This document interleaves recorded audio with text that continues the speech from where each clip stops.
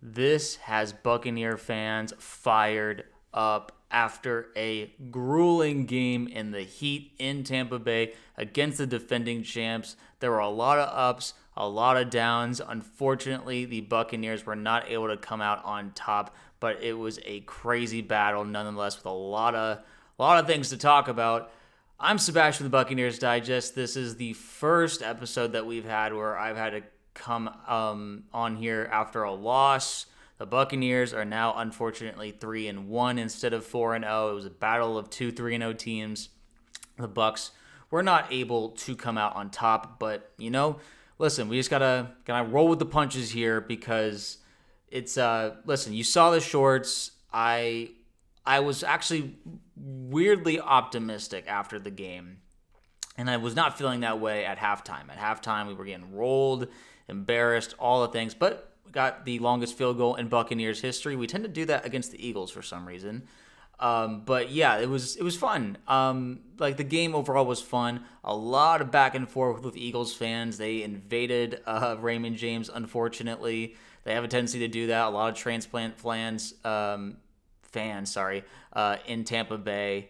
But yeah, a lot of jawing, but mostly good natured. But they show out for their team. In Tampa, we just have a smaller fan base. It's unfortunate, but it's the truth. But the fans who were there, it was kind of like a neutral site game. It was kind of like if you've been to like a Florida Georgia game or like just one of those games where it's like half and half. It felt like that. It was kind of interesting. Obviously, you don't want that to happen at your own home stadium, but it's just kind of the nature of being a Bucs fan.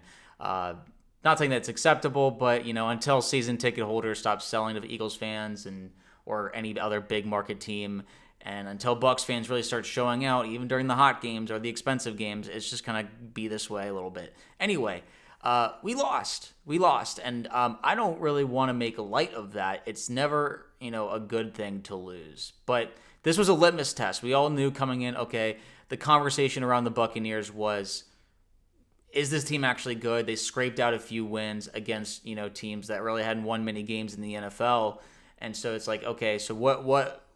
How good are the Buccaneers really? I mean, both the Texans and Falcons won this weekend, so I don't think those teams are as bad as their records were saying. We'll see what the Jets do tonight on Monday night. But overall, I do think those were better wins than people were giving the Bucs credit for. So that's just kind of where my mindset was at. I did think the Buccaneers, it was just going to be a good game. It did not look like the case after the first half. The blocked punt really just, it put things off on the bad foot, and the Bucs offense was really struggling to really get things going for a while there. And then the Eagles offense was rolling for the most of the first half. Which was really frustrating. And in the second half, things completely flipped on its head. Very, very different tale in the second half. A very exciting game back and forth. We never got the lead, unfortunately, but we were inching closer and closer. It was fun because, Eagles fans were pretty nervous. They were anxious for a good amount of the game. So, you never want to have a moral victory after a loss, but at the same time, I think there's a lot of positives to take away from this, and we're going to get into them. We're going to get into both negative and positive as we go through it. But remember, guys, subscribe to the channel. We will be doing a live stream for the Seahawks game as we get back on track, hopefully, and just kind of doing all the updates this week as the Buccaneers work through their injuries, game plan, all that stuff. We'll keep you all updated here, but this is our kind of game review video, as you will, and then just kind of how to look forward this week in general. But yeah, let's just jump right in. There's a lot to talk about here. So Baker Mayfield had to say after the game, situationally, we have to be careful with the ball in the red zone. The standard is that we fight back. We don't stop fighting until the game is over. We talk about starting fast, and we quite honestly did the opposite of that today. Can't expect to beat teams of that caliber when you start slow like that. That's kind of what we were talking about in general, just the fact that this wasn't really our day in terms of starting fast. We've opened with touchdowns before or just scoring drives in games. We weren't doing that this time. We were getting a lot of 3 and outs. Really frustrating game for the defense because they were on the field a lot for the first half, and then things took a turn, obviously. But it's you never want that to be the case. You want to play a full game. You just don't want.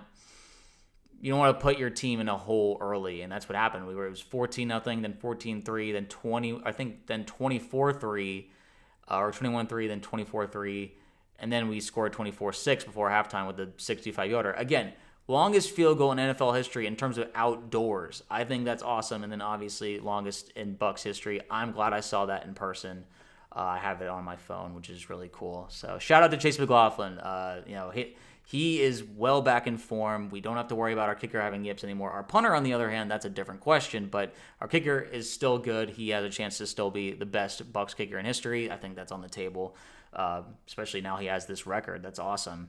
But yeah, that was really cool. But that was a Baker's overall takeaway. Todd Bowles, in terms of the special teams, though, he said it's all bad, and we've got to correct that. We're looking at all avenues to improve our special teams, all inclusive. It's coaching, it's personnel, it's never just one thing. Yeah, that's just kind of a really good point. Just the fact that, well, I mean, I said at halftime during the game when I was at the stadium, we might have a new special teams coordinator during this week sometime. This morning, Todd Bowles' press conference, he mentioned that they have options, they have figured out solutions. It's just about implementing them and figuring out which one is the best course of action. They'll probably be talking to Jason Licht and just staff in general, just what they think is the best course of action. But the special teams, they're going to go through an overhaul. They're gonna have some changes for sure, because Todd was very honest. He said it's bad. You can't just keep we're spotting teams 7 points off of blocked kicks returned for touchdowns. It's whether it's at the end of the game, beginning of the game, it's never good. You never want that to be the case. You never it's just that's a really big hole. 7 points is a lot, especially when the Buccaneers are in these dogfights. So if that doesn't happen, there's a good chance the Bucs win this game. So it's just unfortunate, but it is what it is. We'll see what happens. Riley Dixon is also, he was struggling a bit. I think he shanked a punt after the blocked kick. His windup is really slow. It just takes them forever to get the ball punted off. People have suggested maybe he needs to stand further back or whatever, but that just means that the ball's going to take longer to get to him. It's just a problem in general. Will we bring in a new punter? Maybe. It's just frustrating, special teams, they can't all get on the same page, because we were kicking field goals amazingly yesterday. We were returning kicks and punts awesome. That was great. But then just the punt game was terrible. So it's just, come on, we just gotta have a complete game with special teams. We have yet to have that, and it's really kicking our butts right now, and it cost us this game, which is really frustrating.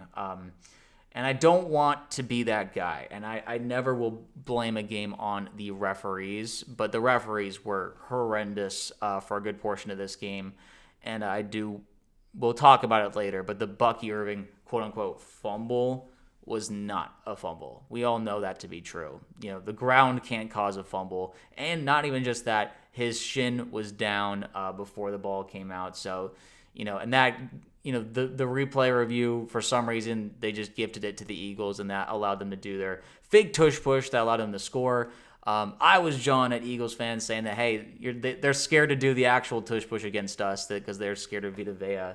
Desmond Watson did not play in the game, so my conspiracy theory was wrong. But we didn't get tush pushed on. They just did a fake tush push, and that ended up being a Saquon touchdown. Good play by them, but now we'll be ready for it in case we see them in the playoffs again, which I think we will. And but yeah, that was just something worth noting. But regarding defensively, like I said, the first half was not that great. Second half, tremendous. They were absolutely fantastic, and I think Jalen Hurts didn't have a single completion in the second half. We'll talk about their net yardage in a little bit, but overall, just whatever adjustment they made at halftime, hats off to Todd Bowles, hats off to the defensive staff, and just the players. Lavonte mentioned that he just thought that the players settled down. That was the real difference maker.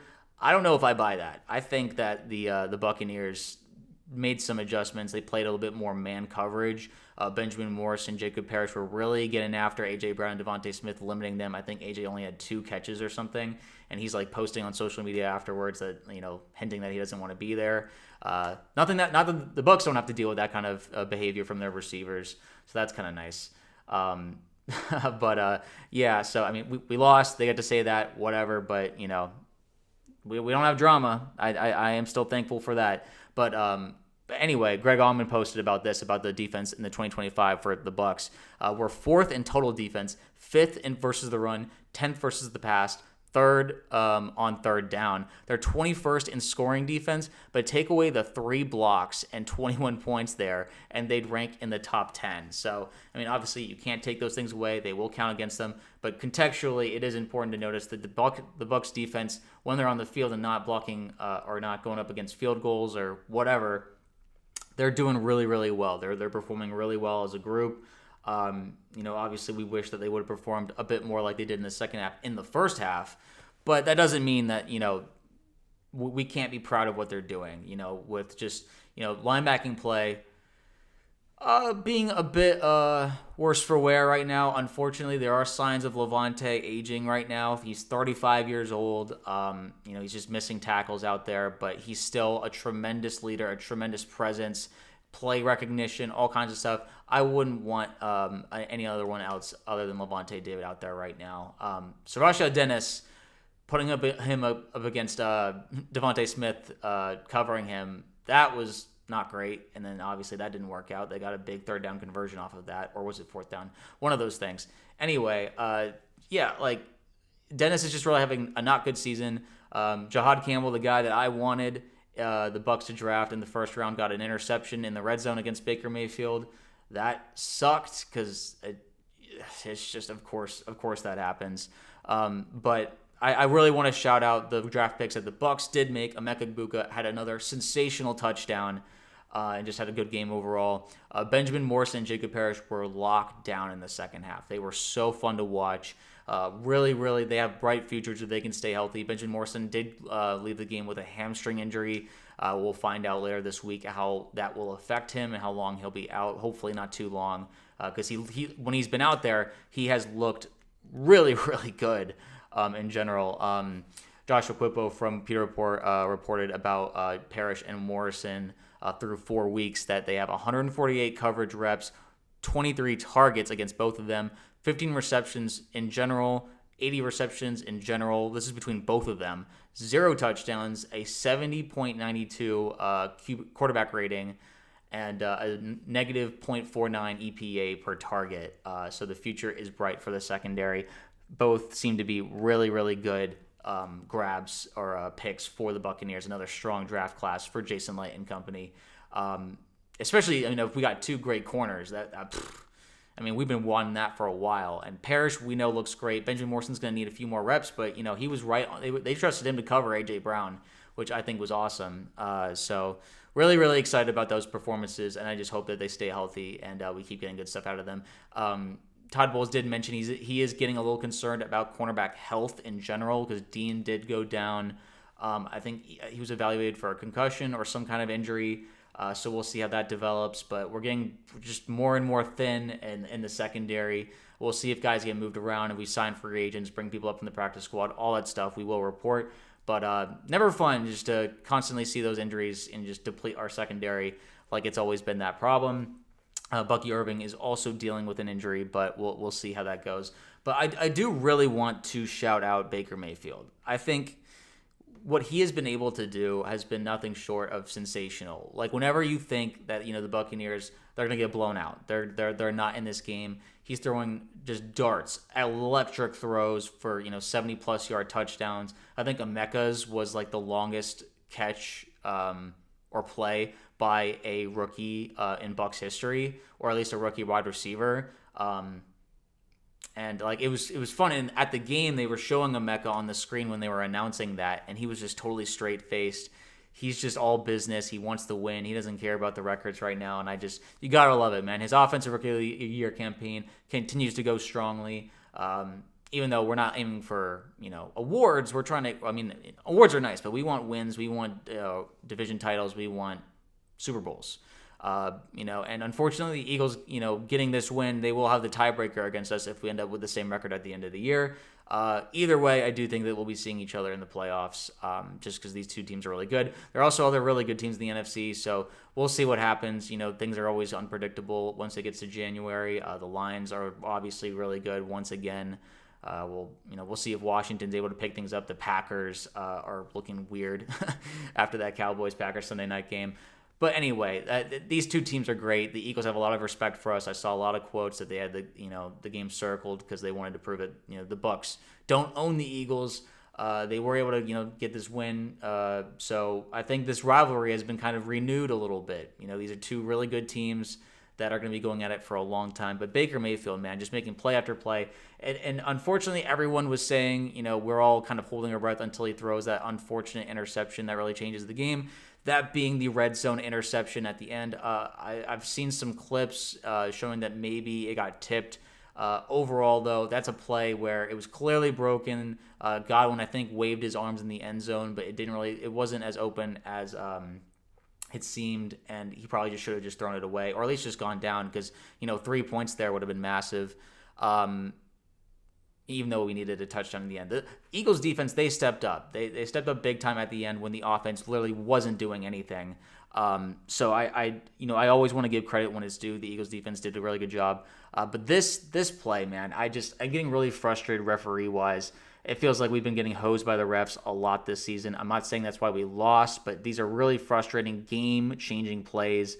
Like, the ground can't force a fumble. This picture here, and then there's another picture of his shin being down. It was just, I'll just say it wasn't a fumble. And everyone people keep saying, oh my gosh, probably Bucky fumbled it. The Bucky fumble changed the game. He didn't fumble the ball. And yet it wasn't, anyway.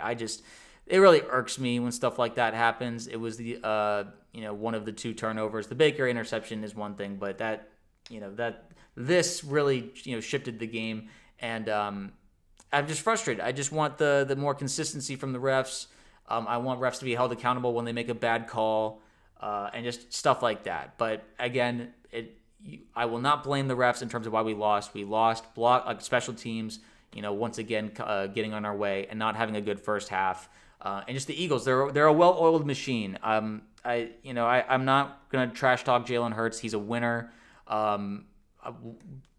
Just because I would like Baker Mayfield over Jalen Hurts does not mean I don't have the utmost respect for Jalen Hurts. He's a Super Bowl winner. He's been to 2 Super Bowls. Baker only has 2 playoff wins in his career.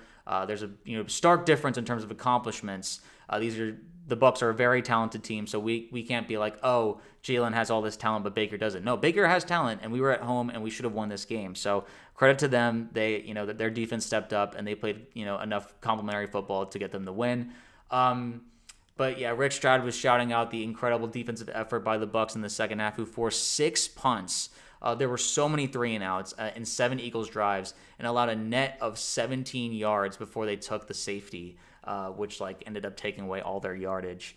But yeah, so they only had 17 yards total, 0 passing yards, 0 completions. I just thought that was tremendous. And then Bailey Adams from the Pewter Report, in terms of just future looking forward after this game, with a tough run of games continuing in the coming weeks, with the trip out to Seattle and to face the 3-1 Seahawks, a home game with 3-0 49ers, the 3-1 49ers, and a Monday night game on the road against the 3-1 Lions. The Bucs can't let this 3-1 start go the way that the last 2 have. If they want to push for more than just a 5th straight NFC South title and challenge for one of the top seeds in the NFC, avoiding the midseason slump and wrapping up the division early is key. I could not agree more with this. We have to, make sure that these special teams issues get fixed, that we address them, we do something, because they're clearly an issue, and they will continue to do an issue unless we just try something. We have to try something, because it's just, these are playoff games, Eagles, Bucs, and then, Lions, 49ers, maybe, we'll see, all that stuff.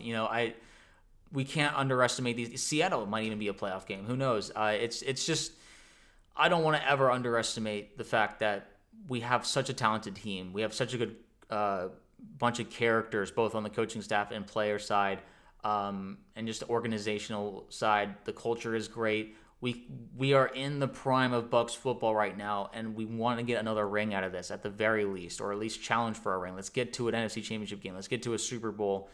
That's the goal, man. We're not satisfying for anything less. Not just being, oh, we got the fifth straight NFC South title.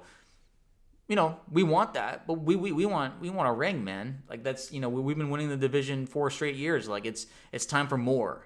So like it's these games are big, and we got to show that. Listen, yeah, like we went toe to toe with the Eagles, but there's no moral victories coming out with a loss, man. Like we got to win against some of the harder teams, the big teams, because in the past, in this midseason stretch where we have a lot of hard games, we're missing some receivers, like we're missing Mike Evans.